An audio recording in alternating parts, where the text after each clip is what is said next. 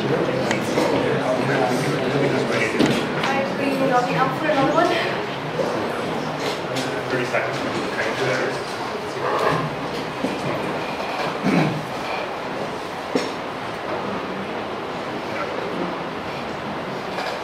Okay, so we're on to our third one here on the list, which is ACWUS. This is Acara.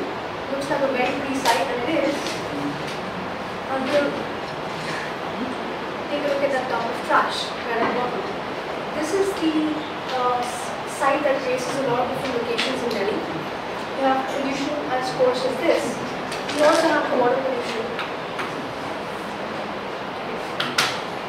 You also have water pollution at sites like this. This is Jasola Bihar, where you actually have treated wastewater coming in at this junction, and this is carried directly into the Acara Canal, from where it is directly transported into Yamuna, and all this water is being withdrawn for irrigation.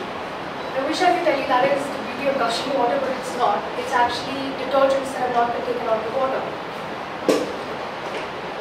So there's also the kind of pollution that is not blatantly obvious, but if you test this water, you'll realize that it actually violates the standards set by the Bureau of Indian Standards itself.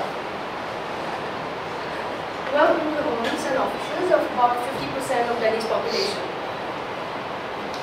These spaces are unfit because they're unhygienic, unsanitary, and why would they be? You're living literally on top of an open drain which is supposed to carry treated sewage water, but it's not carrying treated water. So what would you do in a condition like this? There are 26 such sites that we found.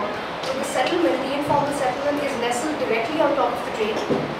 And we visited about 7 of these sites and did a water quality analysis of 2, and both, every parameter of water quality analysis was flooded. So what do we do in a condition like this? Delhi, the DDA, Delhi Development Authority, actually allocates about 40 crores annually for green spaces. They've also worked out a plan for connecting the 40% of the population that actually doesn't have access to sewage infrastructure, and the budget they're proposing is 2,454 crores, and the horizon date that they've projected is 2036, that's 24 years from now. And so far they've covered 2 drains, because it turns out to be an eyesore and it's unfit in terms of odor, and it's taken 83 crores to cover just 2 drains, medium-sized drains. So how about a solution that, or an alternative that actually tackles all of these in one go? This is where ACWUS comes in. I'm Shruti Syal, this is Saloni Nokia. We are co-founders of ACWUS, artificially constructed wetlands for urban sewage treatment. So what are constructed wetlands? Now essentially you have the drain which is carrying water that is not treated. What you do is you create a little shallow basin, you put in a little bit of porous material, and you plant plants that are actually used to having used to being under the influence of a lot of different levels of water. So with monsoons you have varying levels of water in these drains, and these plants are very tolerant of those conditions. What their roots do is they actually take up all the suspended matter that you don't see, the invisible pollution that we're talking about, and metals and other nutrients that should not be choking the water. So this water that comes out eventually is actually fit for irrigation. Now does it actually work? There are 10,000 sites in Europe that say it does, but we moved to South Asia. There was a report that was released by UN Habitat in 2008 where they monitored 6 types of constructed wetlands in Nepal, treating 6 different types of wastewater. And what they found was that in both sites, these are different pollutants, and the removal efficiency hovered between 80 and 100% across a span of 6 to 10 years. We've taken out these 2 because this is hospital waste being treated directly, and this is institutional waste. So actually as a concept, it does work. Now, the green spaces that are created is a natural product of the landscaping. But how much do we actually propose this as an alternative to sewage treatment plants? No. Because of the sheer volume of water that comes out in urban areas, we cannot advocate that. What we are looking for as an alternative, and why we're doing that is because Delhi, for example, as of 2011, it generates 931 million gallons per day of wastewater. Only 53% of that is collected, and only 68% of that 53% is actually treated. And the treated wastewater winds up flouting the maximum permissible limits, not the recommended one, but the maximum limits in sites like these in Acara, which was the first picture I showed you. That's this one. Why wetlands?